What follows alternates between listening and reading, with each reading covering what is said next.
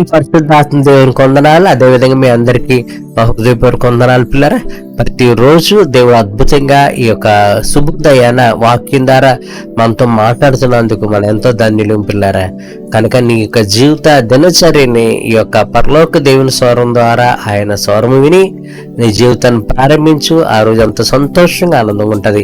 ఈ యొక్క వాక్యం మీరెన్నవే కాదు, మీ బంధుమిత్రులు వినేలా చేయండి. వాళ్ళు కూడా పరలోక దేవుని స్వరం విని వారి జీవితాలను ఆశీర్వదింపబడితే వారి జీవితాలు గొప్ప దేవుని చూడగలుగుతారు. ఓకే, ప్రార్థన చేసి దినాన్ని వాక్యం ధ్యానం చేసుకోవచ్చు. దైవోదయ కాల సమయంలో తండ్రి వాక్యం ద్వారా మరొకసారి మాతో మాట్లాడుతున్నావు. నిత్యం మాతో మాట్లాడు గొప్ప దేవుడు కనుక నువ్వు నిత్యం మాతో మాట్లాడుతున్నందుకు నీకు వందనాలు చెల్లించుకుంటున్నాను తండ్రి. ఈ రోజు కూడా మా ప్రియులతో మీరు మాట్లాడమని యేసునామమున వేడుకొచ్చున్నాను తండ్రి, ఆమేన్. ఓకే, ఇప్పుడు కీర్తన గ్రంథం 19వ కీర్తనలో మనం చూసినట్టయితే 7వ వచనంలో యెహోవా నియమించిన ధర్మశాస్త్రం యథార్థమండి. దేవుడు మనందరికి ఒక ధర్మశాస్త్రాన్ని నియమించాడు. అదే పరిశుద్ధ గ్రంథము లేదా బైబిల్. కనుక వాటి వలన అనేక ఉపయోగాలు మనకు ఉన్నాయని మనం ధ్యానం చేసుకుంటున్నాం. చూడండి, 11వ వచనంలో అంటాడు, వాటి వల్ల నీ సేవకుడు హెచ్చరికలు ఉండును, వాటిని గైకొనడం వల్ల గొప్ప లాభము కలుగును. చూసారా, దేవుని యొక్క ధర్మశాస్త్రమును దేవుని యొక్క వాక్యాన్ని గైకొనడం వల్ల ఏమొస్తాయంటే గొప్ప లాభం వస్తుందండి పిల్లరా. చూడండి, లాభము చూడండి, ఏదైనా వ్యాపారం చేస్తే వాళ్ళకి లాభం వస్తుంది. ఏదైనా జాబ్ చేస్తామనుకో నెలాఖరు జీతం ఏంటి, వాళ్ళకి అది లాభం. అది ఈ లోకంలో బ్రతుకంతా కూడా లాభాల మీద ఆధారపడి ఉంది. కంపెనీలు లాభాలు వస్తాయి, లేదా ఎంప్లాయీస్ ఉద్యోగాలు చేస్తే నెల జీతం వాళ్ళకి లాభం. ఇలాగ ఈ లాభాలతోనే బ్రతుకుల జీవితాల్లో మనం ముందుకి వెళ్ళగలుగుతాం పిల్లరా.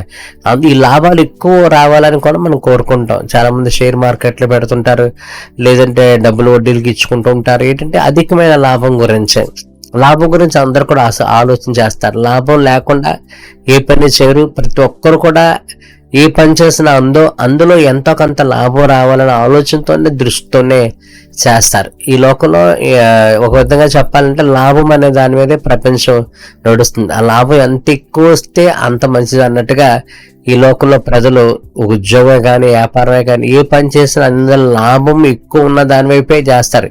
ఏ వ్యాపారం చేసిన ఏ వ్యాపారం ఎక్కువ లాభం వస్తుంది అని లాభం ఎక్కువ వచ్చే వ్యాపారం వైపు చేస్తారు. ఉద్యోగస్తులని అంతే, చదువుకునే పిల్లలని అంతే. ఏ చదువు అయితే మనకి పెద్ద జీతం వచ్చే ఉద్యోగాలు వస్తాయి, జాబ్స్ అయితే ఏ కంపెనీలో జాయిన్ అయితే ఎక్కువ జీతాలు వస్తాయి. ఇలాగ మన మైండ్ ఎలా ఉంటుంది అంటే లాభం ఎక్కువ రావాలి, ఫైనాన్షియల్ గ్రోత్ బాగుండాలి అనే దృక్పథంతోనే మనం ఏ పని చేసినా ఫైనల్గా మన లక్ష్యం ఏంటంటే లాభం ఎక్కువ ఉండాలి, అధికమైన ఆదాయం ఎక్కువ ఉండాలి. ఈ యొక్క దృష్టితోనే మనం ఏ పనైనా చేస్తాం. సరే, మంచిదే, కరెక్ట్. ఇది అయితే వాక్యం చెప్తుంది, దేవుని యొక్క వాక్యం గైకొనటం వల్ల గొప్ప లాభం కలుగులంట. కీర్తనలు 19వ కీర్తన మీరు చూసినట్టయితే పిల్లరా 11వ వచనంలో వాటి వల్ల సేవకుడు హెచ్చరికలు ఉందరు, వాటిని గైకొనటం వల్ల గొప్ప లాభం కలవు. వాటిని అంటే దేవుని యొక్క వాక్యం 7వ వచనంలో ఉంటుంది, యెహోవా నియమించిన ధర్మశాస్త్రం యథార్థమైందని. కింద వచనాలన్నీ దేవుని యొక్క ధర్మశాస్త్రాన్ని వాక్యాన్ని అనుసరించడం వల్ల ఎటువంటి మేలు ఉపకారాలు మనకి ఇక్కడ తెలియజేస్తూ ఇక్కడ అంటాడు, దేవుని యొక్క వాక్యాన్ని గైకొనటం వల్ల గొప్ప లాభము కలుగును. కనుక ఇప్పటిదాకా మనం అనేక విషయాలు ధ్యానం చేసుకున్నాం కదా. మన ఫైనల్ లక్ష్యం ఏంటంటే ఏ పని చేసినా లాభం ఎక్కువ ఉండాలి అనే దృక్పథంతో ఈ లోకంలో మనం జీవిస్తామని మనందరికి తెలుసు. కనీసం ఇంట్లో పిల్లలకి ఏదైనా పని చెప్పని ఏదో ఒక చాక్లెట్ బిస్కెట్ ఎంతో కొంత వాళ్ళకి చూపించాలి, లేకపోతే ఆ పని చేయరు. కనుక ఇట్లా లాభం అనే దాని మీదే అది ఎక్కువ లాభం ఉండాలి, అది ఎక్కువ ఉండాలి అన్న దాని మీదే మానవ దృక్పథం ఉంటుంది. అయితే ఈ విషయాలన్నీ పక్కన పెడితే దేవుడు అంటాడు, నా వాక్యాన్ని మీకు వినడం వల్ల దాన్ని అనుసరించడం వల్ల గొప్ప లాభం కలుగును. దేవుడు కూడా మనకు గొప్ప లాభాన్ని ఇస్తాడండి. యేసునామమున జరుగును గాక. దేవుడు ఇచ్చే అతి గొప్ప లాభం మనుషులు ఇచ్చే లాభం కంటే చాలా మంచిది. ఈ భూలోకంలో ఏ వ్యాపారం చేసినా, ఏ ఉద్యోగం చేసినా నీకు వచ్చే లాభం కంటే అధికమైన లాభాన్ని పరిశుద్ధాత్మ దేవుడు నీకు అనుగ్రహించే దేవుడైన యేసునామమున జరుగును గాక. ఈ లోకంలో ఇచ్చే లాభం కంటే వందల వేల లక్షల రెట్ల లాభాన్ని ప్రభు నీకు ఇవ్వబోతున్నాడు, నాకు ఇవ్వబోతున్నాడు. యేసునామమున జరుగును గాక. ఆ లాభం ఎలా పొందుకుంటామంటే దేవుడు అంటున్నాడు, నా శాసనములు గైకొనటం వల్ల, లేదా నా వాక్యాన్ని గైకొనటం వల్ల, నా ఉపదేశాన్ని గైకొనటం వల్ల మీకు గొప్ప లాభం కలుగును. కనుక దేవుడిచ్చే అతి గొప్ప లాభాన్ని, మనుషులు ఇచ్చిన దానికంటే అనేక రెట్లు శ్రేష్టమైన గొప్ప లాభాన్ని మనం పొందుకోవాలంటే పిల్లరా, దేవునికి వాక్యాన్ని మనం వినాలటండి. వినాలి, వాక్యాన్ని అనుసరించాలి. అంటే శూన్యంలో సృష్టించే సృష్టికర్త దేవుని మాటలు విని ఆ ప్రకారంగా నడుచుకుంటే చాలంట, గొప్ప లాభం వస్తాడట. ఇశ్రాయేలు ప్రజలు చూడండి, ఐగుప్తు నుంచి కనాను దేశానికి వచ్చినప్పుడు దేవుడు అంటాడు, ఇదిగో మీరు కట్టని పొలాలు మీకు ఇచ్చాను, మీరు నాటిన ద్రాక్ష తోటలు మీకు ఇచ్చాను, మీరు సేద్యం చేయని మంచి పొలములను మీకు నేను ఇచ్చాను, మీరు కట్టని ఇళ్లను మీకు నేను ఇచ్చాను అని అంటాడు. వాళ్ళు ఐగుప్తు నుంచి ఇశ్రాయేలు ప్రజలకు వచ్చినప్పుడు ఆ దేశంలో ఉన్న అన్యులు దేవుడు పాలదొరలి ఆ పాలుతీలను ప్రవహించి ఇజ్రాయేల్ దేశాన్ని దేవుడు ఇజ్రాయేల్ ప్రజలకు ఇస్తాడు. అక్కడ వాళ్ళు బావులు తవ్వలేదు, తవ్విన బావులు ఉన్నాయి, ఇల్లులు కట్టలేదు, కట్టిన ఇల్లులు ఉన్నాయి, నాటని ద్రాక్ష తోటలు, వారి ద్రాక్ష తోటలు, ఒలివ తోటలు, అంజూరపు చెట్లు నాటలేదు, నాటిన తోటలు ఉన్నాయి. వాళ్ళు వరి పంట నాటలేదు, పండిన వరి గోధుమలు ఉన్నాయి. ఇలాగో దేవుడు వారికి కష్టము ప్రయాసం లేకుండా అన్ని అక్కడ సమకూర్చి పెట్టాడు పిల్లారని. అక్కడ ఆ భూమిలో ఇనుము తవ్వచ్చు, ఇత్తర తీయవచ్చు, రాగి తీయవచ్చు. ఆ దేశం గురించి ఉంటది, ఏ లోపము లేని దేశం అని ఉంటది.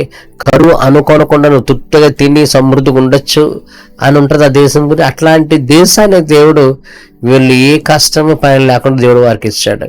వాళ్ళు చేసిన పని ఏంటంటే, దేవుడు మాట చొప్పున ఐగుప్తు నుంచి కనాను దేశానికి దేవుడు మాట చొప్పున నడిచి వచ్చారు. కనుకే యేసునామములో ఈ దినాన్ని పిల్లరా, దేవుడు మాట చొప్పున కనుక నువ్వు నడిస్తే, ఆయన వాక్యానుసారంగా కనుక జీవిస్తే, నేవులకి తలంపులకి ఆలోచనకి అందరే గొప్ప లాభాల్ని ప్రభు నీకు ఇస్తాడని వాక్యం చెప్తుంది. చూడండి, తిమోతి రాసిన పత్రిక మొదటి తిమోతిలో మనం చూసినట్టయితే పిల్లరా 5వ అధ్యాయము 6వ వచనంలో, సంతుష్టి సహితమైన దైవభక్తి గొప్ప లాభ సాధనమై ఉన్నది.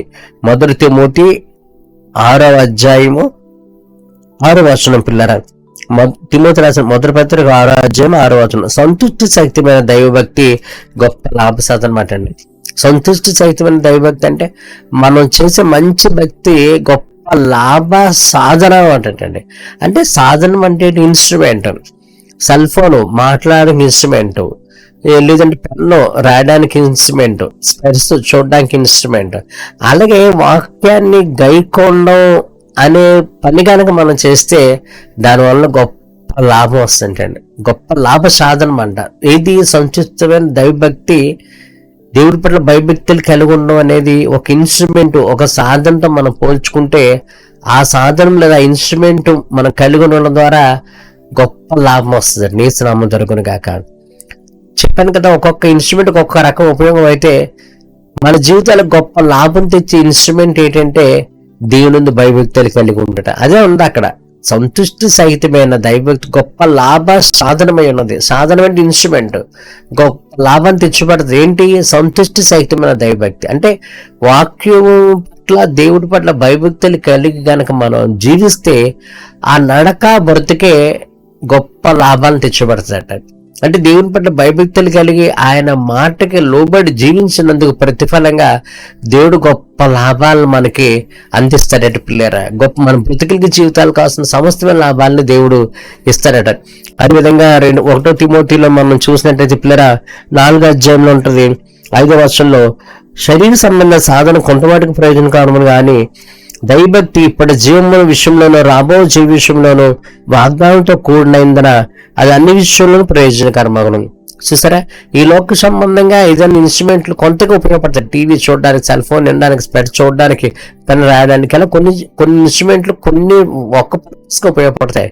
కానీ దైవభక్తి అనేది ఈ లోకంలో పరలోకంలో కూడా అన్ని విషయాల్లో ప్రయోజనం అవుతుందంట. అంటే దేవుని యొక్క వాక్యము విని ఆ ప్రకారంగా నడిస్తే, ఆయన వాక్యాన్ని విని దానికి అనుగుణంగా నడిచినందుకు ప్రతిఫలంగా ఈ లోకంలో ఎన్ని మేలు కావాలో అన్ని మేలు ఆ పరిశుద్ధాత్ముడు అనుగ్రహించే దేవుడు అయినాడు. యేసునామం జరుగును గాక. ఇశ్రాయేలు ప్రజల్ని పాలుతీలు ప్రవహించడానికి ఎలా తీసుకొచ్చాడు? 40 సంవత్సరాలు నడిచారు.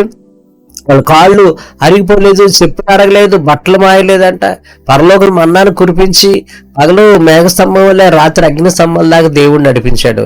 ఇందాక చెప్పి కట్టని పొలాలు, కట్టని ఇల్లు, కట్టని తోటలు, కట్టని ఇల్లు దేవుడు ఇచ్చినట్టుగా ఇదిలానే దేవుడికి వాక్యాన్ని అనుసరించి నడిస్తే ఆటోమేటిక్ గా దేవుడు ఆశీర్వాదాలు దీవులైన మార్గాన్ని ఓపెన్ చేస్తాడు పిల్లరా.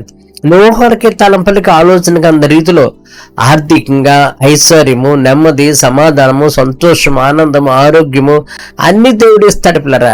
ఊహించిన తాళించిన డోర్స్ ఓపెన్ చేసి సకల సమృద్ధి దేవుడిస్తాడు. సకల సంతోషాలు, సకల ఆనందాలు, సకల నెమ్మది, దేవుడు చాలా లోటు అనేది లేకుండా, కరువు అనేది లేకుండా చాలా సంతోషంగా అందుకు పరలోకంలో ఉన్నట్టుగా ఈ లోకంలో కూడా ఉంటా పిల్లరా. ఎప్పుడంటే దైవభక్తి గొప్ప లాభసాధనం. వాటిని గైకొనటం వల్ల, వాక్యాన్ని గైకొనడం గొప్ప లాభం కలుగునని మాట్లాడుతున్న వాక్యాన్ని బట్టి, ఆ జీవ గ్రంథంలో, నా పరిశుద్ధ గ్రంథంలో వాక్యం ద్వారా దేవుడు మాట్లాడుతున్నప్పుడు ఆ మాటకు లోబడి నువ్వు జీవించినప్పుడు ఈ లోకులు కుటుంబానికి నీకు దేవుడు ఇస్తాడు. అంతే కదా, పరలోకం కూడా దేవుడు మనల్ని చేరుస్తాడు. కనుక ఏదన్నా నీవు నీ కుటుంబం అన్ని మేలుతో సంతోషంగా బతకాలన్నా, పరలోకంలో నువ్వు చేరాలన్నా దేవుని యొక్క వాక్యాన్ని విని అనుసరించే జీవితం కలిగి ఉండు. ఆ జీవితమే నీకు అలా జీవిస్తే చాలు, అదే నీకు గొప్ప లాభాన్ని తెచ్చిపెడుతుంది. దేని ప్రతిఫలం అంటే ఆయన మాట విని నడిచినందుకు ప్రతిఫలంగా గొప్ప అన్ని విధాల లాభాలు, ఆరోగ్యం, ఐశ్వర్యం, నెమ్మది, సమాధానం, అన్ని లాభాల పంటలు దేవుడు నీ జీవితం మీద కుమ్మరిస్తాడు. అటువంటి జీవితం మనందరం దీవించాలని ప్రభు కోరుకుంటున్నాడు. ఒకే ప్రార్థన చేద్దాం. దైవ ఉదయకాల సమయంలో తండ్రి, వాక్యం ద్వారా అనేక విషయాలు మీరు మాతో మాట్లాడుతున్నారు. నిజమే, నీ వాక్యాన్ని వినడం ద్వారా గొప్ప లాభం మాకు వస్తా అని చెప్పా కనుక ఆ వాక్యాన్ని విని గైకొన్నాళ్ళు ప్రభా, అప్పుడే గొప్ప లాభం వస్తుంది. కనుక ఈ వాక్యాన్ని బిడ్డలు అందరూ వాక్యాన్ని విని ఆ గొప్ప లాభాన్ని మేము అందరం కూడా తండ్రి పొందుకుంటూ దేవా సహాయం చేయమని ప్రార్థన చేస్తున్నాను. దేవా నీ కొందనాలు. ఈ వాక్యాన్ని బిడ్డల జీవితాలు ఎటువంటి ఇరుకులు, ఎటువంటి ఇబ్బందులు, ఎటువంటి కష్టాలు, నష్టాలు ఉన్నాయో వాటన్నిటి గురించి ప్రార్థన చేస్తున్నాం. వాటన్నిటిలో ఏస్తున్నాములు గొప్ప విజయాలు దయచే తండ్రి. యేసుని కొందనాలు చెల్లించుకుంటున్నాను తండ్రి. మీరే కృప చూపి నడిపించి బలపరచమని, సమస్త మహిమా ప్రభావం కన్న తండ్రి మీరే పొందమని నా జడిగేసి క్రీస్తునామని వేడుకొంచున్నాను తండ్రి. ఆమేన్.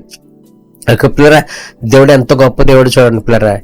ఏ పని చేయడం కంటే కూడా అధికమైన లాభం మనకి ఎలా వస్తుందంటే ఆయన వాక్యాన్ని విని అనుసరించడం ద్వారా నీ జీవితానికి, ఉద్యోగానికి, వ్యాపారాల ద్వారా డోర్స్ ఏదో విధంగా ఓపెన్ చేసి నీకు సకల సమృద్ధి అని గొప్ప లాభాన్ని తెచ్చి పెడతాడు. అటు గొప్ప ఆశ్చర్యకర జీవితం మనం అందరూ పొందుకోవాలని దేవుడు కోరుకుంటున్నాడు. ఓకే, మీ అందరి కోసం ప్రార్థిస్తున్నాం. సంతోషంగా ఆనందంగా ఉండండి పిల్లరా. ఏ ప్రాబ్లం మాకు ఫోన్ చేయండి. వాట్సాప్ ద్వారా, ఫోన్ ద్వారా తెలియజేస్తే మీకోసం ప్రార్థిస్తున్నాం. చాలా మంది ఫోన్ చేస్తారు, వాళ్ళకి రిప్లైలు కూడా ఇస్తున్నాం. కనుక అదే విధంగా మీకు ఏ ప్రాబ్లం మనం మాకు ఫోన్ చేయండి. మీకు రిప్లై కాదు, మీకోసం ప్రార్థన కూడా మేము చేస్తాం. ఓకే, రేపు ఇదే దినాన్ని రేపు ఈ కార్యక్రమం ద్వారా మరొకసారి మనం కలుసుకుందాం. మీ అందరికీ మా హృదయపూర్వక వందనాలు.